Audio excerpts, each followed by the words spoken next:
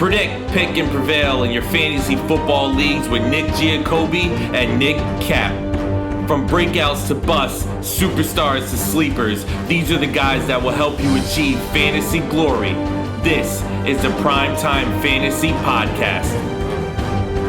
Welcome, everybody, to Season 3, Episode 28 of the Primetime Fantasy Podcast, where we give you our predictions, our picks, with the hopes that we help you prevail throughout the 2024 fantasy football season. I'm your host, Nick Giacobbe. Joining me is Nick Cap. Nick, we're fully into free agency. It is March 24th. We're recording on a Sunday night. There's no football on, and that's a shame. But we are fully into free agency. Most of the big name free agents have been traded or signed, so we have a lot of fantasy news to discuss, and that's this episode will be about. And the draft is also right around the corner. So how do you feel about getting all this football news? I think it was a pretty big free agency, especially from a fantasy football standpoint. Yeah, I think this has been, at least in recent memory, one of the bigger ones that shook up the league. I mean, obviously some big dominoes fell last year with Rodgers, but like you didn't really see the impact on the year. Like there have been a lot of big changes at quarterback, receiver. All those 2017 running backs have all rotated. So there's a lot of changes to the top of your draft board. So Nick and I wanted to make sure we were on here early to give you our early advice. I'm looking right here. I mean, I'm seeing 1, 2, 3, 4, 5 running backs that went inside the top 20/25 last year. That's not even counting guys like Joe Mixon and Aaron Jones, who are now on new teams as well. So a lot of news to talk about around the league. We're excited to get into it. We're excited to talk to you guys. It's the off season, but hopefully you guys are still hanging with us and already starting your draft prep for 2024, whether you're in a redraft league, a dynasty league, or even a best ball league, anything like that. Hopefully you're still taking note of all these free agent moves and how they can impact your decisions come draft season, just a couple months away. Before we talk about all the news in free agency, have some plugs that we'd like to always tell you guys at the top of the show. If this is your first time listening to us, thank you so much for joining the Primetime Fantasy Podcast. During the season, you'll get 2 or 3 episodes from us during the week, depending on our busy schedules. But on a good week, you're getting 2 episodes during the week and then a live show on Sunday mornings. During the off season, we'll kind of be a bit sporadic. We'd like to do every week, but it does depend on our schedules. But you will see content from us during the off season, especially during big events like free agency, the draft, etc. You could find us on all audio streaming platforms: iTunes, Spotify, Google Podcasts, and Anchor. If you're on iTunes or Spotify, please give us a 5-star rating and a review. We'd appreciate that. If you'd rather watch and listen to the show, go to our YouTube channel, Primetime Fantasy Podcast. Make sure to drop a like, hit that subscribe button, and hit the bell icon so you get notifications anytime we go live or post a new video to our feed. Follow us and interact with us on all social media platforms. And that is Instagram, TikTok, and Twitter. It is, I guess, X. It's Twitter at PrimeTimeFFPod. Then Facebook and YouTube is Primetime Fantasy Podcast. So normally we will have multiple topics to talk about, but this is all free agency. A lot of free agents to talk about. It'll be a nice beefy show. It is a free agency frenzy.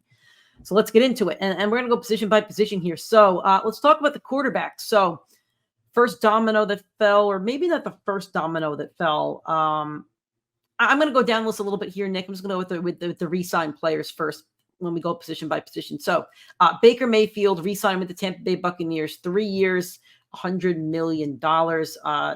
Baker's most productive season as a Tampa Bay Buccaneer, or as an NFL player, I should say. And he was a top 10 quarterback. He finished the season as a top 10 quarterback at 284.1 fantasy points off of Fantasy Pros.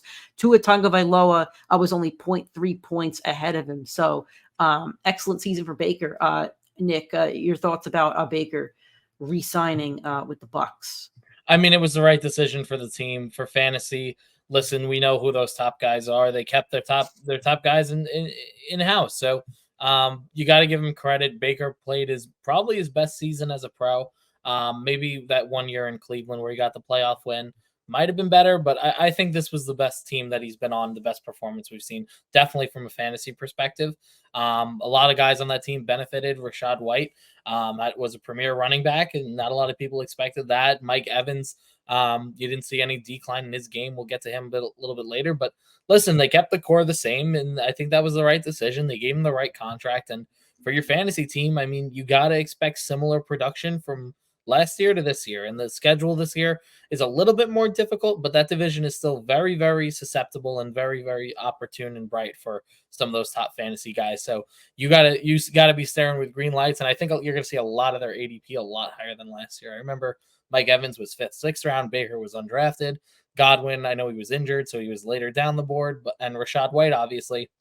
I mean, you probably between Mike Evans and Rachaad White have a 2nd and 3rd rounder there. Baker's probably a flex. I was beating that Rachaad White drum since his bye week, basically. Yeah. I said, this is your trade 4 candidate. Rachaad White finished the season running back 4 in PPR formats. As for Mike Evans and Chris Godwin, Godwin took a little bit of a hit, but Mike Evans is still Mike Evans. He finished as your wide receiver 7. And then Chris Godwin finished the season, have to go really far down the list to your wide receiver 28. So I don't see any changes to their draft positions. And Baker is definitely a guy I think you could target within your top 10 or 12 quarterbacks coming into the season. Next up, this is a big one, not really for himself, but for the players around him. Kirk Cousins. Arthur Smith got canned from the Falcons. The Falcons might sort of be fun again. I wish I had the chain. That'd be cool. But Kirk Cousins went to the Falcons. 4 years, $100 million, $100 million guaranteed. Kirk just finds a way to keep scoring these contracts. So his agent, I hope he's paying that agent handsomely. So, Nick, your thoughts on Kirk Cousins going to the Falcons, what it could mean for him, what it could mean for that team. I will throw his stats up here. He did get hurt. He tore his ACL, I believe, or Achilles. I think it was the ACL. Achilles. Achilles. I think he played 8 games, if I'm correct. Stats are great for the games he was in. 2,300 yards, 18 touchdowns, 5 interceptions, 103 passer rating. I think he was kind of leading the board when he did go out. The Vikings were very competitive in a lot of those games. I had won a couple. I know they were 0-3 at one point, but they had almost beaten the Eagles, where Kirk put up like 30 points in week 2. When the Eagles were still pretty good team. So your thoughts on what this could mean for Kirk Cousins' fantasy production, and then leading into the cast that's around him. So if I take a look at Kirk and his fantasy career, he's always been stat sheet stuffer, I don't want to say top 5 quarterback, but in terms of consistency, he's been so consistent. I'm a little concerned with his age. I don't know why Atlanta gave him such a rich contract. That agent is definitely done him wonders. And if you look at his supporting cast, it's very similar to what he had in Minnesota. I mean, he'll be 36, by the way. Yeah, he's an older quarterback. So we're only going to look at the 1-year deal. I mean, listen, the skill position players around him, I love them. I mean, Kyle Pitts should have his best year as a pro. Drake London should have his best year as a pro. Bijan should definitively be an RB1, which they drafted him to be. So they checked a lot of boxes, and those guys are definitely going to fly off the boards. But Kirk Cousins, I mean, he's been on loaded rosters in a loaded Minnesota Vikings roster between TJ Hawkinson, top tight end, Justin Jefferson, we all know, top receiver. Madison, not great this year. Dalvin Cook prior to, top running back. Like, there's been so much talent in that organization surrounding Kirk. I mean, top receiver after top receiver between Diggs, Thielen, and Jefferson. And even Addison was coming on the horizon. Madison wasn't great this past year, but prior to, Dalvin Cook and Madison. Adam Thielen was always automatic. Yeah, exactly. I mean, you're looking at stars all around him. So if I'm looking at the Falcons skill position players, I feel pretty confident that they'll do well for their ADP. But Kirk Cousins, I mean, I still don't feel comfortable drafting him yet. I do want to see where his injury rehab takes him. Like, if you're going to take him to be a backup, maybe, but at that point, I think he's a fine backup. Exactly. I think he's a fine backup. I would not walk into week 1 expecting Kirk Cousins to be your starter.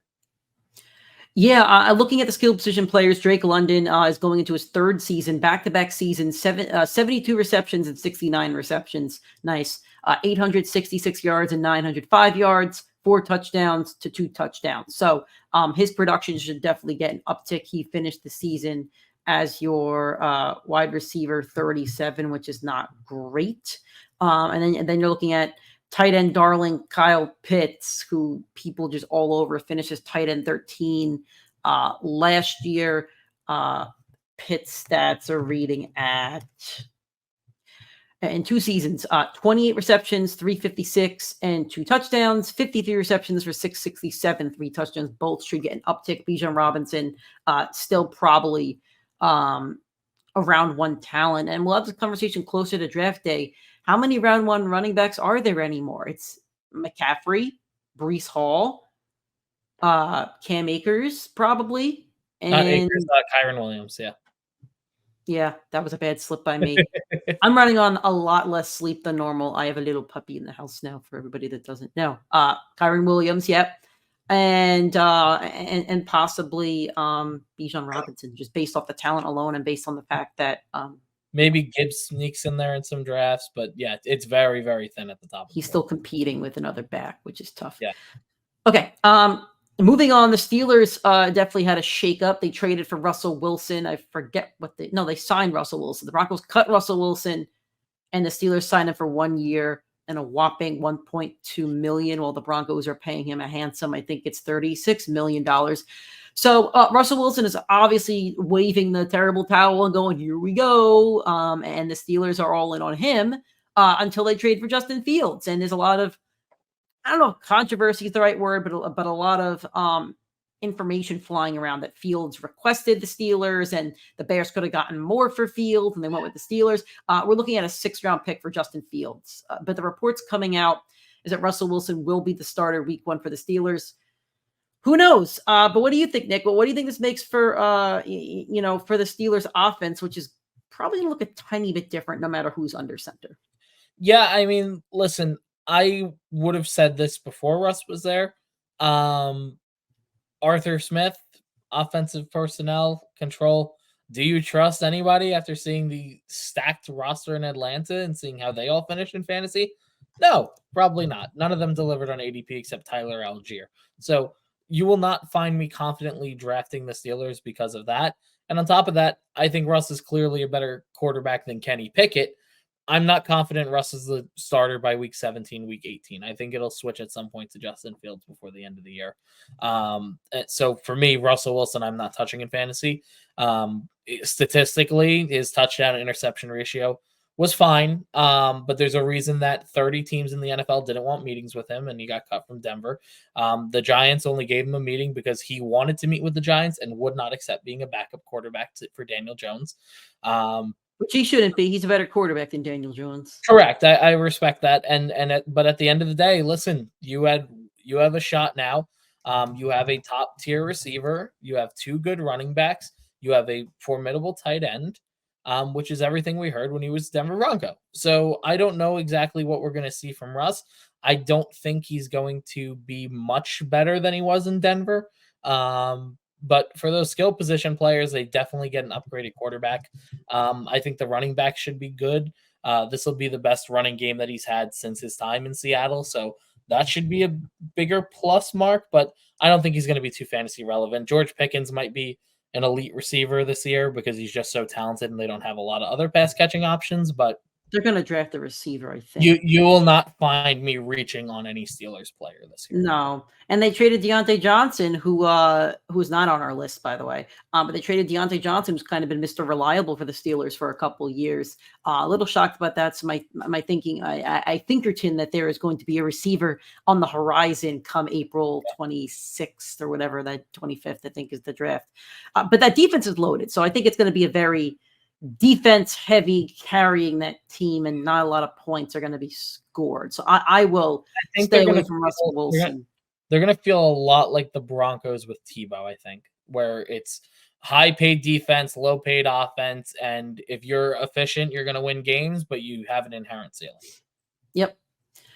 Moving on, Gardner Minshew, who had led the Colts, they did not make the playoffs. They were, I think, a game out from the playoffs last year. They were close, but he had a decent-ish year. He has signed with the Raiders 2 years, $25 million, replacing AOC, unless the Raiders do draft the quarterback, which is possible. I don't love it, but I also don't hate it, and I think it's an upgrade at least. I agree it's an upgrade, but I mean, where do you slot Devontae Adams in your drafts? They downgrade huge at running back. They're not going to have Josh Jacobs, who was arguably one of the 5 best running backs in football. probably almost Davante definitively. Adams finished as wide receiver 10. That's his lowest finish in his career, I think, except for maybe year one. I feel like he's been a top 5 guy his entire career. Yeah, and Davante's going to be he will be clearly the leading target guy, the most volume receiver, the highest upside on the one of the lower offenses in football this year.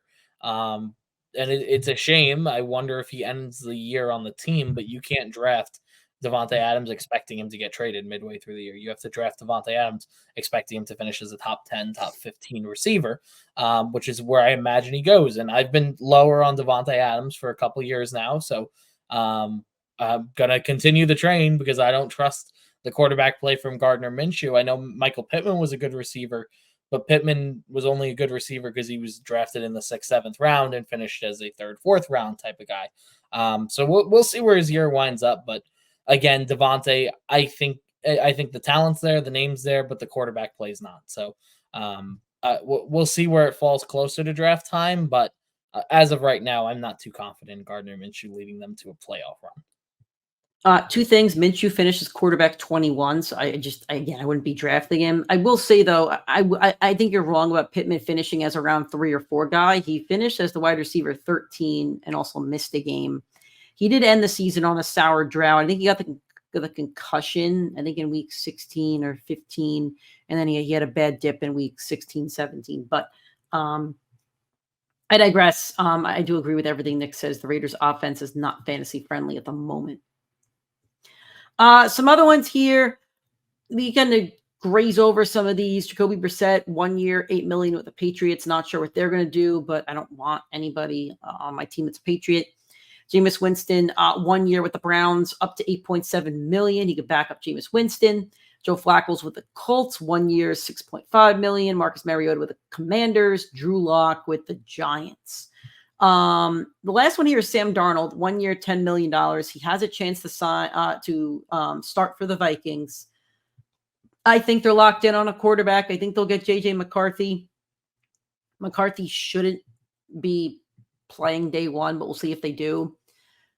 You could talk about it, Nick, but I think this is a downgrade. I think whoever's stepping in as the Vikings quarterback is a big, big downgrade for Justin Jefferson, who has been your wide receiver 1 these last few years, basically.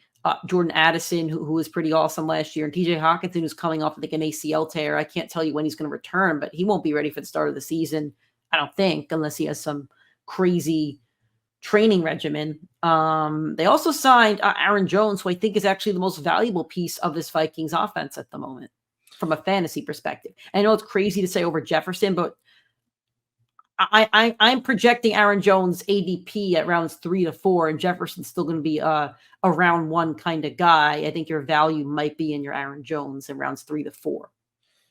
This might be way too premature. I think Aaron Jones is going to be the biggest bust at running back this year. Oh, man. I'm on the total opposite end of the spectrum. I've watched Sam Darnold play for a couple years. I think he's going to get the start. They're going to bench McCarthy for the year. Give him the red shirt and let him take over. I do think that in Kevin O'Connell, they have a very smart offensive coach. He's kind of in like the tier 2 of the younger offensive minds, in my opinion. And I do think they can have some success. But listen, Kirk Cousins has been stuffing stat sheets for 3-4 years plus with this team, and delivered top fantasy performances at running back, quarterback, tight end, and receiver. Sam Darnold has not done that in his career. When he got his shot in Carolina and with the New York Jets, did not go so well. And listen, this is the best offensive coach he's had, obviously not including Kyle Shanahan, where he was a backup, and the best offensive personnel he's had. Having said all that, if you think that he's going to average 270 yards and 2 touchdowns a game, well, that's pretty much Kirk Cousins' stat line for the last 5 years. He's not going to do that. So therefore, all these guys are going to have a downgrade. And Aaron Jones, he was a solid running back in the playoffs. He was awful during the year. He had 650 yards on the ground. He was in and out of games with injuries. He was banged up a lot last year. He was very talented. I think they're going to regret the contract that they gave him. Okay. Speaking of regretting contracts, I'm seeing a lot of 28-year-old running backs that we have to talk about. So let's do it. Start off with Saquon Barkley, signed with the Eagles. That's a big revenge game there. 3 years, $37.75 million at 26 guaranteed. Barkley's always been a top 10 to 20 fantasy pick throughout the entirety of his career. He's had a couple injuries. He had that one really good year. Last year, he finished as your running back 13 in what felt like a down year for all running backs. He did miss 4 games. He averaged 15.9 fantasy points. He's going to a better offense. I'll give him that. I am worried about the health. A little worried about the line without Jason Kelce, but I think there's still a pretty good run blocking team, and I think they need to take some pressure off of Hurts. So I think it's a good landing spot for him. I'm just not sure how healthy he is, especially at his age. Yeah, so I think the two things are going to be health. I'm worried about the goal line with Jalen Hurts getting all those tush pushes, which is still a play this year. Do they still do that without Jason Kelce? So that's going to be the thing. We're going to find out if Jason Kelce or Jalen Hurts was all the success, and both of them are very. I don't strong. think it was Hurts because he's just not that big. Why would Joe Burrow not do that? Jalen Hurts in college was squatting like 600 pounds, so he is abnormally strong for the quarterback position. So I do think he definitely had a piece of it. It's just Jason Kelce's probably been the best center of the last decade. So we'll see a couple weeks in if that's in, but that doesn't help you for your drafts.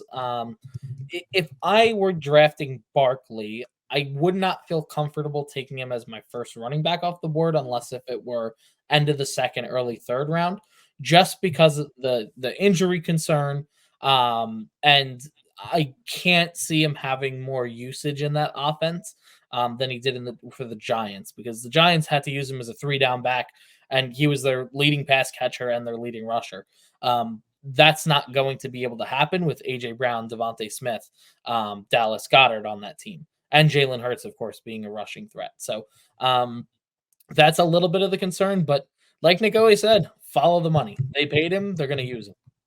And I think that's very clear. He'll be the lead back there, but I think there's enough flags where you don't want to trust him as your RB1. You're forgetting a very important player. Who am I forgetting? Mr. Red Zone, Kenneth Gainwell. Oh, of course. How could you forget? I do agree with basically everything that Nick said. However, I think we are seeing the weakest top of the running back order in a long time in fantasy football. Yes. I haven't done a mock draft yet, but if I was doing one, I got to think there's 8 receivers in the top 10. I think your running backs, your clear-cut ones are McCaffrey, Breece Hall, Kyren Williams, like I said, and maybe Rachaad White. And then your next tier is probably Travis Etienne, Bijan Robinson, Gibbs. But then who? Then Saquon Barkley might be up there. You're looking at some of these other names.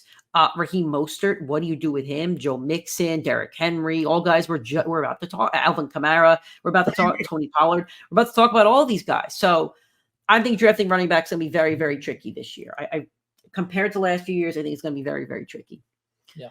Keeping it with the running backs, Derrick Henry signed with the Ravens, 2 years, $16 million with 9 guaranteed. We'll see how much Derrick Henry is left in the tank, but looking at fantasy numbers, even in a down year, he was your running back 8. And I don't have my drafts in front of me, but his ADP was like 20, I think. So I think he was only the 5th or 6th running back taken off the board.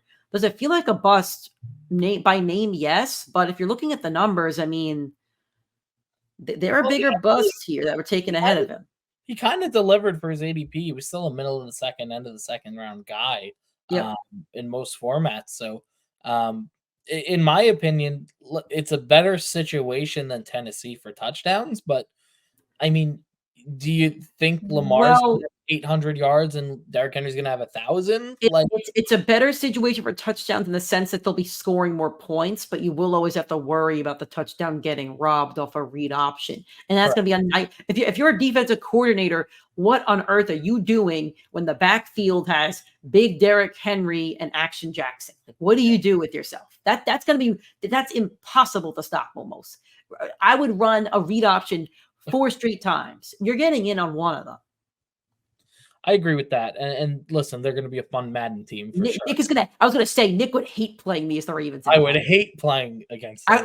I would just be Derrick Henry all over him. It's exactly what to do with my man Zeke. Yeah. 400 yards in that playoff game. I I think that me and Nick both agree this is a good landing spot. Good team, high-powered offense. If there is I think it's going to be better for football than it is for fantasy football. He's going to be the most rock-solid thing they've had at running back in a while.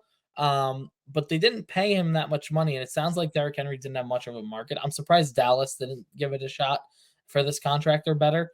But listen, like, they are an elite running team. They in the playoffs reverted back to their origins of being a running team and didn't work out great. But listen, I think Derrick Henry will be good for football. I don't see a 1,200 yard, 12 touchdown season like we're used to seeing from Derrick Henry. And I don't know where his ADP is going to wind up with the running back position being so thin.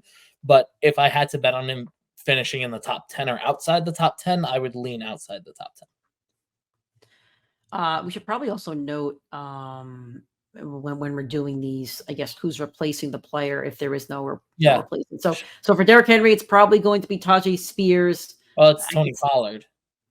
You're right. Again, my eyes are just not there. It's going to be free agency, a lot of movement. Let's go to I mean, so here's my thing. Here's my Titans take. They stink. The Titans stink. I don't like the Titans. They're boring. Their quarterback play is abysmal. They're going to be a fun team this year. No. They're going to be Tony Pollard, Calvin Ridley, DeAndre Hopkins. Will Levis has a cannon. I'm not saying let's talk about it. 20 years, 3 years, worth up to $24 million. This was probably maybe for me biggest bust of the year. I was pretty high on him. I was cool with taking him at pick 8 or 9, thinking he could end up being the running back 1. Finish as running back 14 in PPR. He just couldn't get in the end zone. It felt like a struggle to watch him play football. On an offense that scored a lot of fantasy points. And now he's going to a team that does not score a lot of fantasy points. I don't like the scheme. I forget who's coaching them now. It's not Mike Vrabel, which is a mistake. I forget who it was. They got a new coach in there, but yeah. Let's see what we got. Brian Callahan. So I'm not really thrilled about that either. I'm avoiding Tony Pollard. I mean, he burned me this past year, so I was probably avoiding him no matter what. But I think it's a downgrade in terms of the team, the scheme, the quarterback play, the points that are going to be scored. I think the game scripts are going to be bad. Their defense was terrible last year. I think we were doing our show, and the Titans we always picked on for, I think, being very bad against wide receivers, if I'm correct. So I'm not all in on Tony Pollard at all. I agree with that. I'm not going to be in on him, but I will say 3 years, $24 million. That's the David Montgomery contract from last year. And I think he's going to come in, and Tajay Spears and him are going to be a 1-2 punch. I do think he's going to have a lot of them boom bust games where you're going to see him break. I think you'll see a little bit more of the Zeke combo because Tajay sort of plays a little bit more similar to that. I think if you saw him with Derrick Henry, it'd be a great duo, a better duo. But listen, I think Tony Pollard still has that breakaway speed. He's still got that second gear. He's still got that explosiveness. I just don't think he's going to get the workload that you need. And I agree with Nick on the game script front. They have Calvin Ridley. They have DeAndre Hopkins over there. We'll talk about Ridley later, but you got two very solid receivers there. Tony Pollard is definitely the third best player at most on the offense. I don't know about that. I'm not high on Ridley, but yeah, we'll talk about that. Okay. So Dallas Cowboys decided to not do anything in free agency. If you know that meme where it's a stick figure pointing at something, it's like, come on, do something. The Cowboys really did nothing in free agency for a team that was thought to be a contender last year. So their running back plan before April 25th of this year seems to be Rico Dowdle and Deuce Vaughn. I don't know what to tell you. I think they'll draft somebody in round 2. That's my guess. I would guess they probably take the best back off the board. I'm not a college football fan, and I'm not going to act like I know who that is. But from what I'm hearing and what I've seen, and I try to do as much pre-draft research as I can. It doesn't sound like this is a very good running back draft class at all. Nope. So it's going to be very curious to see what Jerry World has in mind for the running back position. Yep. Next up, Josh Jacobs went from the Raiders, goes to the Packers. 4 years, $48 million with 12.5 guaranteed. What a running back room. You have Josh Jacobs and AJ Dillon. I think this might be your David Montgomery signing. It's one I was high on last year, and I said follow the money. I love doing that. I stole that one, I think, from Matthew Berry, so credit to him, really. But follow the money because these teams are paying these players for a reason, so they'll probably get used. This is a young offense with a very young quarterback. This is a quarterback that probably needs to lean on the running game. Jacobs just does tend to get hurt here and there, but every running back does. He's still a bruiser. And I think he's one of the younger guys out of his class. He's 26, so he's some of these other guys we're talking about are like 28. I think Derrick Henry's 28. I think Saquon is 27 or 28. So Josh Jacobs is still 26. His legs are still kind of fresh. He finished last year as running back 28. He missed 5 games. He also had 5 games under 10 points in PPR. So that's not great, but I think this is a good landing spot for him. I think he could end up getting a lot of goal line work. And I think he could really help Jordan Love settle into his position as the quarterback over there. I mean, I think to me, this is the running back signing of the offseason. I think Jacobs was the most talented mixed with the youngest aged running back of this group. I think he landed in the perfect landing spot. I think the Packers are the one offense that could afford to pay a running back this kind of money.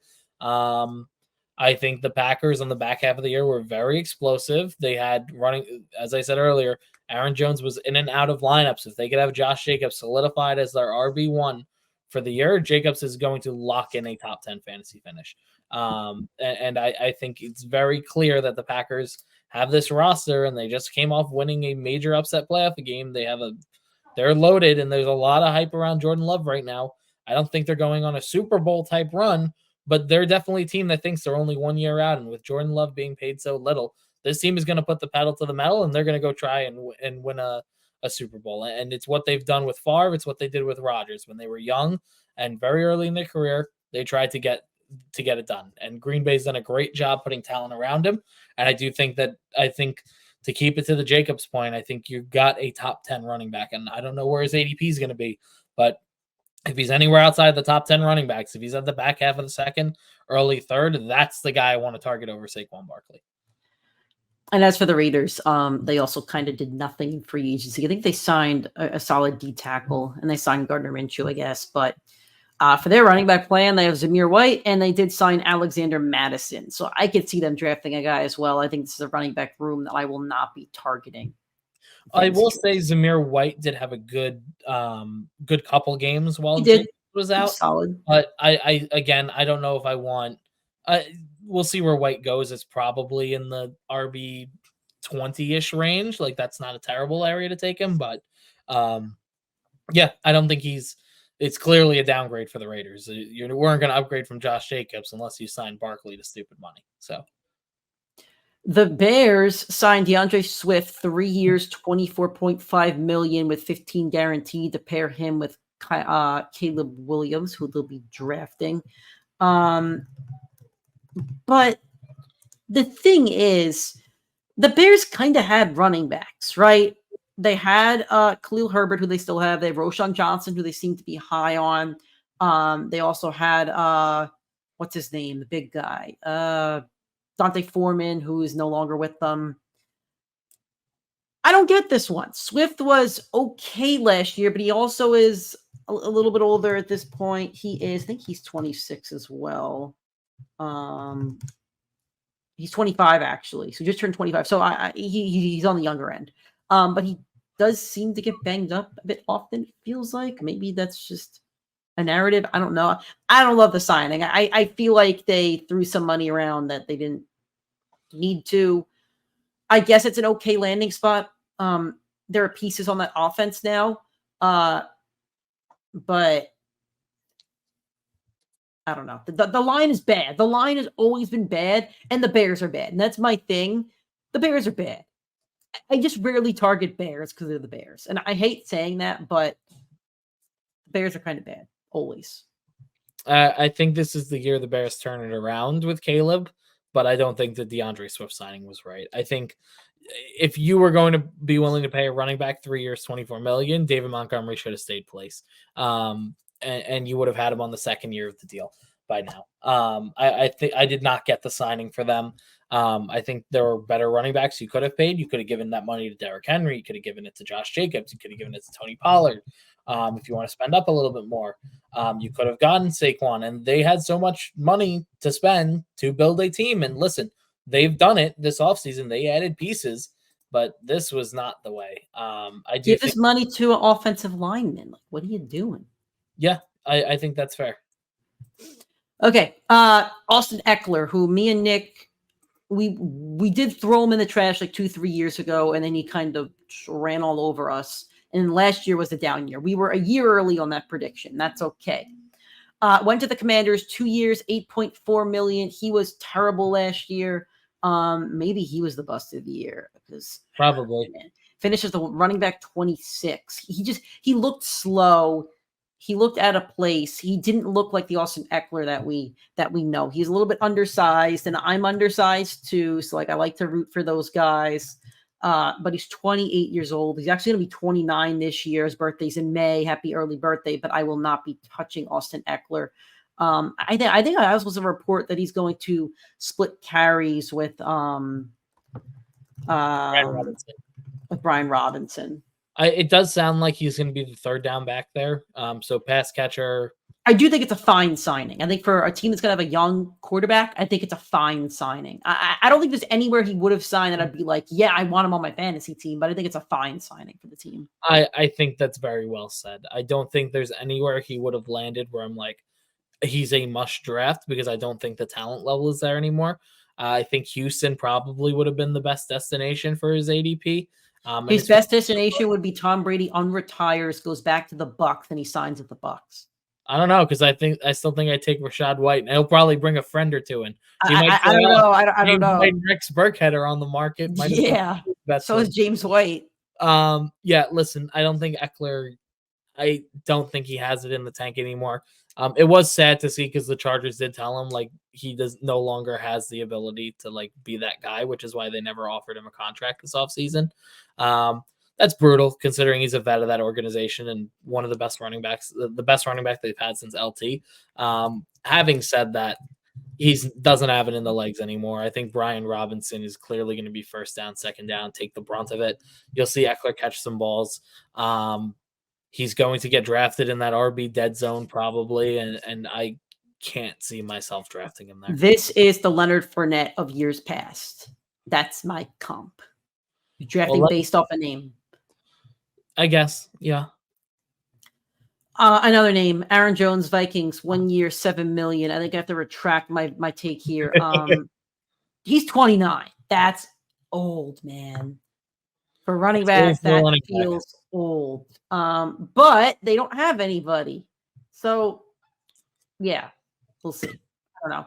I got to see where he's drafted, or where his ADP is, I should say. I think he could be a real focal point of that offense, but the age and the injuries do worry me a little bit. I agree with that. I'm very concerned for the age. I'm concerned that this is going to be the worst quarterback play he's had in his entire career. I'm concerned it's going to be not the worst offense, because the offense is loaded, but this is going to be the least expected to be successful team he's ever been on. Maybe this past season. This will probably be one of the lowest ADPs he's had. He's replacing Alexander Mattison and Cam Akers, where neither one of them were fantasy efficient last year. And I think Aaron Jones is an upgrade over both of them for sure, but I don't see him finishing as a top 16 running back. Here is where you're drafting on the name for sure, in my opinion. Yep. I should have jumped from Ekeler to this one, but Gus Edwards signed with the Chargers, 2 years, $6.5 million. I think I just saw Harbaugh or the GM or somebody say he's going to be their bell cow. Not sure how much I could trust that, but it's worth a flyer if he's going to be the running back one over there. Yeah, I mean, the offense is still going to need to lean on their core pieces. They lost 2 receivers, so probably going to have to draft a receiver or a tight end or something. Herbert may need to lean on his running backs a bit more. So that might make Gus Edwards a bit appealing in rounds 5 to 8, wherever he kind of falls. Yeah, and listen, Harbaugh is a pound the rock guy, right? He poached him from his brother's system, right? The two brothers, they share their offensive and defensive personnel on both from coaching to players, and they give each other the insight. They're a very close family in that way, and Gus Edwards is going to get an opportunity here. I think he's worth a flyer in the later rounds, which is where he's going to be drafted. Does he finish the season as an RB2? Maybe, but I don't think you're going to see that high ceiling. You probably are going to see, if he is that true bell cow, you're going to see 12 to 15 touches a game. You're going to see 60 yards. You're going to see 2 catches maybe, and you just hope he punches it in the end zone. And listen, where the running back position is thin this year and last year was thin, that might be enough to be a mid-end RB2 to a low-end RB2. So, but I don't see him being, I don't forecast a top 10 performance from him. That's fair, but we also didn't forecast top 10 performance from Rachaad White. Sure, that's fair. The Chargers depth chart right now has Isaiah Spiller and Elijah Dotson. That's it. That's his competition at the moment. Yeah, listen, it should be his backfield. It's just, what does he do with it? That team needs everything. Herbert is never winning anything with that team. What I will also say is Gus is not a pass catching back, and we have not seen since Melvin Gordon an efficient ground runner there. Ekeler was always a threat in the passing game, but he only played less than 50% of snaps the year he had over 20 touchdowns. So it's not like he's going to be a 20 touchdown guy in Gus Edwards, maybe, but that would be like the David Montgomery fluke year. It'd be like the Ekeler fluke year. Like where they get these high volume or Mostert, where it's high volume touchdowns and not that much, volume in between. And that's a top fantasy guy, but I don't know. We'll see where it goes. I want to see where his ADP winds up. I'm willing to take a flyer if he's later round guy. Big trade here. Joe Mixon was traded to the Texans, then signed a contract, 3 years, $27 million. Joe Mixon is 27 right now. He's going to be 28 in July. From a Texan standpoint, I like it. They struggled to get production from their running backs last year. Singletary had a couple decent games here and there. He's a waiver wire guy. Dameon Pierce is clearly not the guy. So I like the trade. Joe Mixon had a very efficient year last year, 257 attempts for 1,000 yards and 9 touchdowns. The second most touchdowns he's had in his career and the fourth most yards he's had in his career. He averaged 4.0 yards per carry. So, I see no reason with the age derailing him.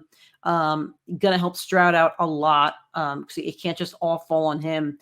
I like the move a lot. I think this is a guy you could take in rounds 2 to 4, wherever he kind of falls. I agree. I think Joe Mixon is the one traded running back, I guess, or the veteran running back where I liked the move. He goes to a younger I guess not a younger offense, but probably a healthier offense. Yeah, but I mean, like a little bit. The Bengals are young too, so it's not like he's going from like the most experience, like the Chargers offense last year to a super young offense. But he's going to go onto an explosive team. It's going to be a similar format. He probably won't be a 3-down back, but he wasn't a 3-down back in Cincinnati this past year. And he's replacing Devin Singletary. And Devin Singletary, listen, I don't think he's that great. But here's where his fantasy numbers once he took over full-time for Dameon Pierce. In Week 10, when he took over the starting role, 23, 20, 13, bad week at 5, then 12, 21, 10, 11, 14 to end the year. So he's going to be taking over what's a 14 to 15 point per game running back position on a very high-powered offense, and he's a better running back than him. So is 15 points per game on the board for him? Yes, and 15 points per game, if you play the entire season, is good enough to be a top 10 back. So Joe Mixon, for me, I love the play. I think he's going to be very good.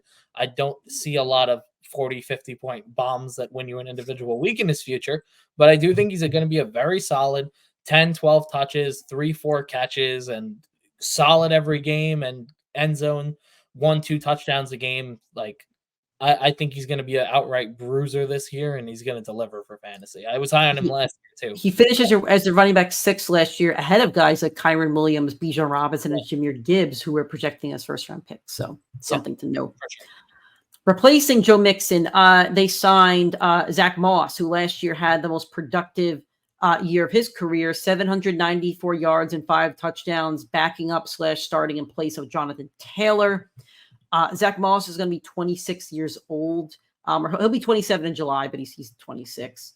Another guy that's a bit kind of small. I mean, he's 5'9". It's a little bit on the smaller side for a running back. The Bengals depth chart also lists Chase Brown, Travion Williams, and Chris Evans. I think Moss can be productive if you're drafting him as a later round guy. However, I would be a little weary to call him a bell cow, and I think this could end up being a ride the hot hand / committee situation. I totally agree with that. I will say, because I do think it's worth highlighting, I never thought Zack Moss was a good running back, but when he stepped in for Jonathan Taylor last year with inconsistencies at quarterback and not a lot of weapons, his stats were 20.7, 22.5, 10, 33.5, 18, 7.2, and then 14.5 without JT. So you're looking at a guy who had very, very solid and top-tier fantasy games. He winded up becoming like a waiver wire winner for us very early on in the year. We both said when Jonathan Taylor comes back, it's not going to be his backfield. So trade him if you can, but everybody knows the value of him. But listen, he performed very well for the Colts with inconsistencies at offense. He was not great with Buffalo, and Cincinnati's the best offensive coach he would have had in Zac Taylor, and debatably the best quarterback between Allen and him. It'll definitely be the highest powered offense. So if he's the running back and he's stepping into Joe Mixon, who, like Nick just pointed out, was a top 6 running back, if Zack Moss winds up in the 5th round or later, he's probably going to deliver on ADP. Yep.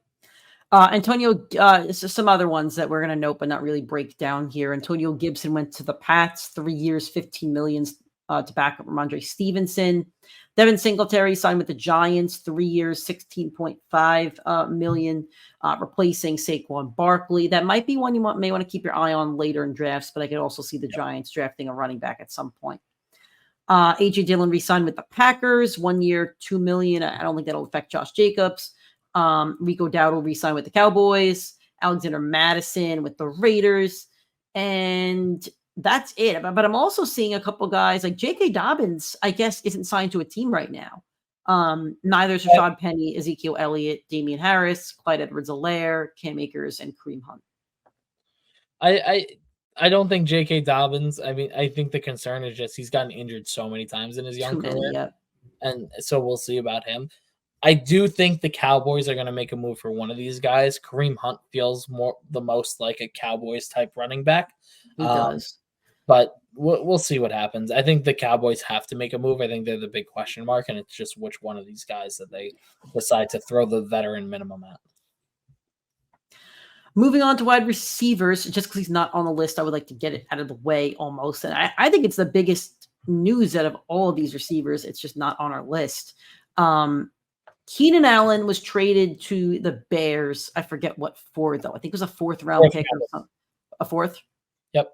So I did know. I know my football. That's big, man. That's really big because you're looking at a guy. You're looking at a guy like DJ Moore, who stepped in there with Justin Fields last year and finished as your wide receiver 6. You got to think that Keenan Allen is above DJ Moore on the depth chart. Last year, Keenan Allen was excellent, even without Herbert. Career numbers here: 108 receptions, most in his career. 1,243 yards, second most in his career. He did have one over 13. 7 touchdowns, that is second most in his career. And he missed 5 games last year. So awesome year for Keenan Allen. I can't believe the Chargers even asked him to take a pay cut when the offense really wasn't the problem, and you rather go pay Khalil Mack whatever number they're paying him. I can't believe that. So let's talk Chargers for a second. Herbert's dead in the water. I don't know where you draft him, Nick. You love Justin Herbert. I don't know where you draft him. I know where I draft him, and that is I don't draft him. Fine. Listen, I don't think that's a terrible take. I would say if I were a Chargers fan, I would definitely be concerned because you went from Mike Williams, Keenan Allen, Austin Ekeler, Gerald Everett to Quentin Johnston. I love Josh Palmer. Josh Palmer's not good enough to be the wide receiver 1 at the moment. Gus Edwards and God knows who at tight end. So they're going to have to make some draft day moves for Justin Herbert to have fantasy relevancy. Yeah, but they could take a receiver or they could take Brock Bowers with that 5th pick. But even still, like, you lost Ekeler too. You lost everything. That's tough. I think they're going to have to move down in the draft because they're yeah. so expensive and they need the volume of young guys. And with Jim Harbaugh coming straight out of college, he scouted and played against all these guys. Like, he's going to have so much more intel on these guys than a lot of these other coaches are going to. So You know what it's he in his should best do? interest to move down. He should move off of Justin Herbert. Get a giant package for Herbert. Then you could get your JJ McCarthy and you could get some skill guys around him. I'm just saying. Here was a crazy trade proposal that I saw from some Twitter account. Justin Herbert to the Minnesota Vikings for the 2 first-round picks that they have for this year, the next 2 years worth of first-round picks, and some compensation of 2 players, maybe a Jordan Addison to replace the rest. Absurd. And then at the 5th pick, they'll be able to take a quarterback. The 11th pick from the Vikings, they could probably get Brock Bowers if he falls. And then they have a later first-round pick to use on offensive line. Well, even more so, what's it called? I can't remember his name. The Michigan receiver. I can't remember his name. I don't want to get the guy wrong. Roman Wilson is also in the draft. So they could go get McCarthy's guy. This is not going to happen. We're talking dumb hypotheticals, but this is your Madden franchise trade. But let's talk Bears. Caleb Williams is going to go with the 1 pick. He's going to walk into DJ Moore, who, as much as me and Nick do like to make DJ Moore a punching bag on the show, he showed up last year if you drafted him. Wide receiver 6 on the year. Was still a little bit inconsistent at times, but he did show up. The Bears also, I believe, still have Cole Kmet. They just signed DeAndre Swift. I worry about the line. They also brought in Gerald Everett as well. So okay, so there is a ton of weapons for Caleb. I am a little bit worried about the line. I bumped Keenan Allen down for this. Like, with him and being with Herbert, that's an automatic draft pick for both of them for me. I bump both of them down. Will I still draft Keenan Allen? Yes, he's too talented not to. I'm cool with not touching Herbert. Only because people will draft him based on name alone, no matter what, especially with him being young. But I'm cool with taking somebody else besides Herbert. I think Herbert's gonna have a Derek Carr, or Matt Ryan was probably a better example type year, where it's like close to 5,000 yards because like they're only going to be able to air the ball out, and just a good amount of touchdowns. But you're kind of like, like, is it the stat sheet stuff or a Dak type year? And if he can do that, he'll be somewhat fantasy relevant, probably a fringe starter, matchup to matchup type of guy. But as a guy who I love Justin Herbert, I think he's one of the 5 definitively best quarterbacks in football. I do not trust taking him nearly where he went last year. Last year was the QB 5 or 6 off the board. I can't see his ADP being there. Moving on to another Chargers wide receiver, Mike Williams signed with your New York Jets, 1 year up to $15 million. I like it. Rodgers needs another weapon. That's a big body, and people knock him for being injury prone. But I saw a stat the other day. I think he's only missed like 5 games in 5 years or something like that. So this past season, he only played, I think it was 7 games, maybe even less than that. Prior to, he had 4 straight years of only missing like a game or 2. And listen, he's been knocked out of a couple games early, but he's played at least 14 games in 4 of the last 5 seasons. So how many receivers are doing that right now? I mean, this is football. Tyreek Hill was out a game or 2 last year. Of course. So for me, I think Mike Williams, I love the fit. I think as the wide receiver too, deep threat with Aaron Rodgers, and they've rebuilt this offensive line this year. If he gets an extra half second to throw, Mike Williams down the field is going to be automatic. And I really love the fit. I do think the Jets are probably going to make a move at receiver in the draft still because of the injury concern. And he is a freakish type. The bigger they are, the harder they fall. And Mike Williams going 45 yards down the field to go catch a jump ball is a little bit dangerous and a little bit scary. That MetLife turf definitely going to leave some PTSD for some of those Jets coaches watching Rodgers go down. So we'll see what happens. But Mike Williams, to me, was the one guy I wanted the Jets to grab, where I thought He's a veteran receiver. They can pay him strong, but they don't need to commit to him long term. And I might transition this for Nick, like a Calvin Ridley, where you have to overpay for receiving talent, or like T. Higgins, where you have to give up multiple picks and then pay him $100 million contract because he's that type of receiver. Like, I thought Mike Williams for the Jets with their situation was the best fit, and I do think that he's going to be fantasy relevant. So at the moment, I'll just go through the we'll go to Ridley next. Ridley signed with the Titans, 4 years, $92 million. Whew. I mean, division rival, first off. Second off, I kind of couldn't believe it. I mean, he was the wide receiver 18 last year. We're talking fantasy here. He was your wide receiver 18. I'm trying to find out where Christian Kirk finished. He got hurt halfway through the year, so he's going to be... Yeah, Kirk finished as wide receiver 47, but, I mean, he was above Ridley at one point. I'm not... Again, look who's throwing him the ball. Look at where DeAndre Hopkins' stats have gone since going to Tennessee. I'm avoiding Calvin Ridley, and I'm avoiding the Titans. I think that's fair. I do think that they have a chance to be good football this year. I don't think Levis is the answer for them. I think their season goes one of two ways, and they've either hit a home run on these veteran talent players, which I don't think is the outcome, or they've missed and are going to be a top pick in the draft, which they probably need for next year. I could see them being the Shedeur Sanders landing spot. But listen, it's too much talent on one offense to avoid, at least in a 1 year stretch. Calvin Ridley is still really good. DeAndre Hopkins is on the back half of his career for sure, but he's not like Larry Fitzgerald in the end. He's still a very reliable pass catcher, still quick, still gets those jump balls and still makes something happen. And Tony Pollard, who we'll see him and Tajay Spears as a split backfield, what they can do. But this is the most all-around talent the Titans have had since even probably before A.J. Brown and Derrick Henry were a tandem, because everything else outside of those two was awful. So it is going to be curious where it goes, because there's too much talent for it to be fantasy irrelevant. It's just which weeks and which guys are going to exceed. And we'll have to wait till we're closer to the season. But you could argue the same for the Raiders last year. Josh Jacobs, Devontae Adams, Jacoby Myers. There wasn't a ton of fantasy production.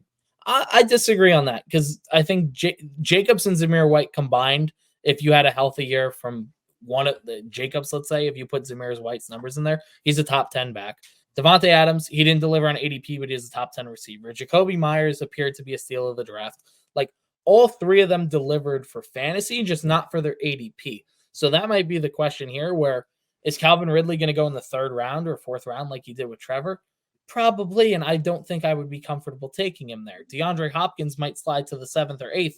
That's a better value than Calvin Ridley. Tony Pollard's probably in that RB dead zone for this contract. He might outperform it. I don't want to take the flyer, but he could outperform it. He could have the Rashad White year where or James Conner might be a better example. RB dead zone, you changes teams. You're like, too much injury concern. Wasn't really standing out on a more functional franchise. Can he really do it? And then delivers the year. I'm just saying it's in the realm of outcomes. I think I have to see what the team looks like in August, but for right now, it's too much to avoid. All right. T. Higgins, he's been franchise tagged by the Bengals. He's requested a trade. Not going to touch on that more than that. Michael Pittman re-signed with the Colts, 3 years, $70 million for 46 guaranteed. That's big for Anthony Richardson. I don't know if you want to say anything else, but I think Pittman had an awesome year last year, and it'll be different with a different quarterback, but I think he's also kind of proven to, I don't want to say quarterback proof, but also he's producing with multiple quarterbacks throughout his career. Yeah, he was drafted in 2020 and has had 3 or 4 different, maybe 5 different quarterbacks play with him since. And he's always been solid for fantasy. So, Mike Evans also re-signed with the Bucks. Awesome year last year, 2 years, $52 million. Well deserved. Last guy I think we probably are going to talk about here. Actually, 2. I'm sorry. Gabe Davis did sign with the Jaguars, 3 years, $39 million with 11 guaranteed. He's on a worse offense to me. If he couldn't produce a ton with Buffalo, I don't see what he's going to do with the Jaguars. I'm not drafting him when the receiver position is so loaded. Listen, he's going to wind up in a late spot, 10th round or later. it's worth taking the flyer, knowing what he was able to do with Allen. If he can secure the wide receiver 2 spot in Jacksonville, he's worth the draft pick. But Kirk is definitely going to be the one there. He has to be for what he's been for that team for 2 years. Yep, I think so. Marquise Brown signed with the Chiefs, or was he traded? He signed. I think he signed. 1 year, $7 million. I think it's a good signing. I think he's a very talented wide receiver. He's going to play in the best offense and best quarterback that he's ever played with and will ever play with. He's the wide receiver 1 over there. Probably. Rashee Rice probably is going to take that for this year. Maybe, but I don't know. This just makes that Chiefs offense more scary, and it's why I'm just telling everybody they're just going to three-peat. So I think I'm more in on Marquise Brown than I am on Rashee Rice. Okay, that's interesting. But I will draft both because they're Chiefs, and I'm just, What I will say that I do like, this is probably the 1 year where Patrick Mahomes might hit the ADP of the quarterback 3 or 4 where he'll be drafted. Because I have to imagine Allen and Lamar still go before him. Hurts will be a question mark, and then Mahomes. It'll be Hurts, Mahomes as the 3-4. I do think with Hollywood on one side, Rashee on one, Travis in the middle, and Pacheco in the backfield, he's got the most variety of weapons that he's had. Even with Tyreek, this is the most volume of good weapons that he's had. So he'll definitely be impactful on that team. And as for the Cardinals, they're going to be drafting Marvin Harrison Jr., I'm assuming. Their receiving room right now is Michael Wilson and Greg Dortch. Yep. So, I'm trying to see if anybody else that might be notable. Darnell Mooney, 3 years, $39 million with the Falcons. That's one to watch. Kirk Cousins does spread the ball around. Curtis Samuel, 3 years, $24 million with the Bills. If he ends up being the wide receiver 2, that could be one to watch. Texans re-signed Noah Brown. There's nothing else here that's notable for your receivers. But I will say, unrestricted free agents, Michael Thomas, Tyler Boyd, Odell Beckham. I'm surprised Tyler Boyd's not still a Bengal. I imagine that they told Boyd, don't sign yet. We'll pay you strong if Higgins actually leaves. He's old, though. I know. He's always been he'll be a solid wide receiver 2 or high-end 3 somewhere. And he deserves – I can't imagine a guy like Curtis Samuel 3 for 24. I'd rather have Tyler Boyd 3 for 24 than Curtis Samuel. Yeah. Or Darnell Mooney 3 for 39 is little, but maybe not that for him. But I think he deserves a better contract than that. Moving on to the tight ends, where we'll finish. There's not much to talk about here, but we can go through it very quickly. The Texans re-signed Dalton Schultz for 3 years, $36 million. He's fine last year, finished his tight end 10, a good safety blanket for Stroud. But I think this decision is more of a good impact for Stroud than Schultz. Schultz is still just a grab a tight end and throw him in there kind of guy for me. Totally agree. Jonnu Smith with the Falcons, 2 years. With the Dolphins, 2 years, $10 million. Doesn't do anything for me. Yeah. Patriots re-signed Hunter Henry. Doesn't do anything for me. The Bears drafted Gerald Everett. Now he's the 3rd or 4th option over there. Doesn't do anything for me, but obviously hurts Herbert. Seahawks re-signed Noah Fant. Zach Ertz went to the Commanders. I don't know if you have any tight end news that you want to talk about, but to me, nothing changed. The top tight ends are still your top tight ends. The biggest tight end news that I see is that Kyle Pitts will now be catching balls from Kirk Cousins. Totally agree with that. That's definitely the biggest news. All right. Well, then that is going to be our show. Thank you guys for watching. Thank you for tuning in. If you listen on a podcast, if you did, give us a 5-star rating on iTunes or Spotify. We'd appreciate that. If you're watching the show on YouTube, please drop a like, hit that subscribe button if you haven't already, and hit that bell icon so you get notifications every time we go live or drop a new video. Keep checking in with us on social media. PrimeTimeFFPod, Twitter, TikTok, Instagram, Facebook, and YouTube is Primetime Fantasy Podcast. Thank you all for listening. Thank you for enjoying, and thank you for supporting us. We will talk to you guys very soon.